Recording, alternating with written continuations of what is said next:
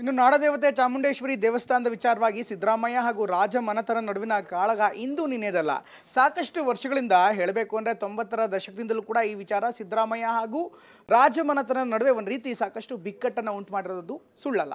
ಒಂದು ಕಡೆಗೆ ರಾಜಮನೆತನ ಹೇಳ್ತಾ ಇದೆ, ಈಗಾಗಲೇ ಚಾಮುಂಡಿ ದೇವಸ್ಥಾನ ನಮ್ಮ ಮನೆಯ, ನಮ್ಮ ಕುಟುಂಬದ, ನಮ್ಮ ಸಂಸ್ಥಾನದ ಆರಾಧ್ಯ ದೈವ, ಹೀಗಾಗಿ ನಮಗೆ ಸಾಕಷ್ಟು ಧಾರ್ಮಿಕವಾದಂಥ ಹಕ್ಕಿದೆ. ಆ ಒಂದು ದೇವಸ್ಥಾನದ ಕಾರ್ಯಕಲಾಪಗಳಲ್ಲಿ, ಧಾರ್ಮಿಕ ವಿಧಿವಿಧಾನಗಳಲ್ಲಿ ಕಾರ್ಯನಿರ್ವಹಿಸುವಂಥ ಅಥವಾ ಆಡಳಿತವನ್ನು ನಿರ್ವಹಿಸುವಂಥ ಹಕ್ಕಿದೆ ಅಂತ ಹೇಳ್ತಾ ಇದೆ.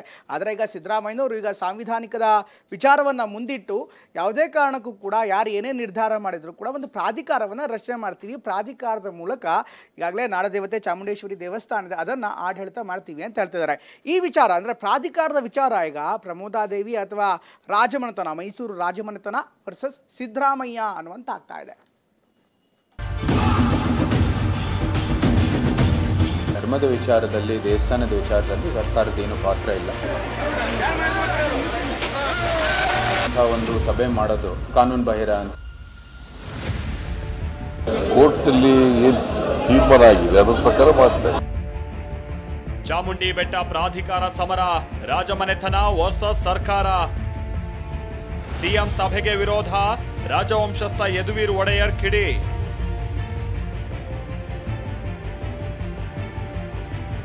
ಸಿಎಂ ಸಿದ್ದರಾಮಯ್ಯ ಚಾಮುಂಡಿ ಬೆಟ್ಟ ಭೇಟಿ ಹಾಗೂ ಪ್ರಾಧಿಕಾರದ ಸಭೆ ಹಲವು ಗೊಂದಲಕ್ಕೆ ಕಾರಣವಾಗಿತ್ತು.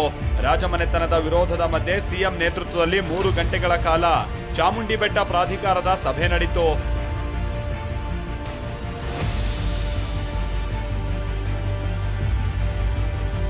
ನ್ಯಾಯಾಂಗ ನಿಂದನೆ ಆಗುತ್ತೆ ಎಂದ ಯದುವೀರ್ ಒಡೆಯರ್. ಪ್ರಾಧಿಕಾರ ರಚನೆ ಪ್ರಶ್ನಿಸಿ ಹೈಕೋರ್ಟ್ ಮೊರೆ ಹೋಗಿರುವ ರಾಜವಂಶಸ್ಥೆ ಪ್ರಮೋದಾದೇವಿ ಒಡೆಯರ್ ಚಾಮುಂಡೇಶ್ವರಿ ದೇವಾಲಯ ನಮ್ಮ ಖಾಸಗಿ ಆಸ್ತಿ ಅನ್ನೋ ಹಕ್ಕೊತ್ತಾಯ ಮಂಡಿಸಿದ್ದಾರೆ.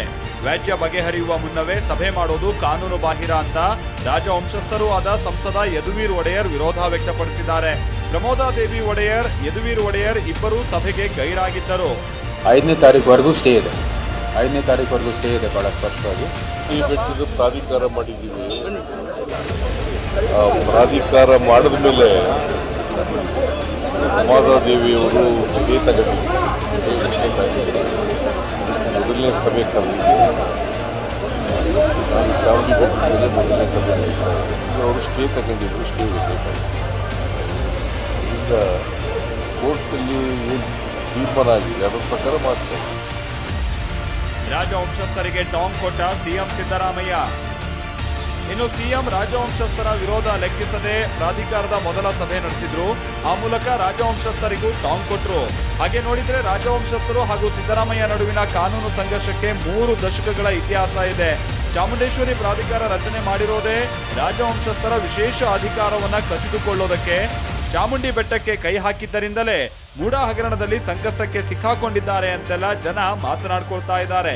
ಆದ್ರೆ ಇದ್ಯಾವುದಕ್ಕೂ ಜಗ್ಗದ ಸಿಎಂ ನಾನು ಯಾರನ್ನೂ ಕೇಳಿ ಸಭೆ ಮಾಡಬೇಕಾಗಿಲ್ಲ ಅಂತ ಯದುವೀರ್ಗೆ ಟಾಂಗ್ ಕೊಟ್ರು. ಅದು ಹೈಕೋರ್ಟ್ ಆದೇಶ ಕೊಡಬೇಕು. ನಾವು ಪ್ರಕಾರ ಹೈಕೋರ್ಟ್ ಅಲ್ಲಿ ಏನಿದೆ ಅದನ್ನ ನಿಮ್ಮ ಮುಂದೆ ಇಡ್ತಾ ಇದ್ದೀನಿ. ಅದ್ರ ಪ್ರಕಾರ ಈ ಸಭೆ ಏನಿದೆ ಅದು ಕಂಟೆಂಪ್ಟ್ ಆಗುತ್ತೆ. ಕೋರ್ಟ್ ಆದೇಶದ ಪ್ರಕಾರ ಮಾಡಬೇಕು. ಸಂಸದರು ಆದೇಶ ಅವ್ರು ಹೇಳೋದಲ್ಲ, ನಾನು ಮಾಡ್ತಾ ಇದ್ದೀನಿ. ಕೋರ್ಟ್ನಲ್ಲಿ ಏನು ಹೇಳಿದ್ದಾರೆ ಅದರ ಪ್ರಕಾರ ಮಾಡ್ತಾರೆ. ಚಾಮುಂಡೇಶ್ವರಿ ಅಭಿವೃದ್ಧಿ ಪ್ರಾಧಿಕಾರಕ್ಕೆ ಸಿಎಂ ಅಧ್ಯಕ್ಷರು, ಮುಜರಾಯಿ, ಪ್ರವಾಸೋದ್ಯಮ, ಜಿಲ್ಲಾ ಉಸ್ತುವಾರಿ ಸಚಿವರು, ಉಪಾಧ್ಯಕ್ಷರು, ಕಾರ್ಯದರ್ಶಿ ರೂಪಾ ಸೇರಿದಂತೆ ಅಧಿಕಾರಿಗಳು ಭಾಗವಹಿಸಿದ್ರು. ವಿರೋಧ ಲೆಕ್ಕಿಸದೆ ಸಿಎಂ ಸಭೆ ನಡೆಸಿದ್ರೆ ರಾಜವಂಶಸ್ಥರ ಮುಂದಿನ ನಡೆ ಏನು ಅನ್ನೋದನ್ನ ಕಾದ್ ನೋಡ್ಬೇಕಿದೆ. ದಿಲೀಪ್ ಚೌಡಹಳ್ಳಿ, TV9 ಮೈಸೂರು.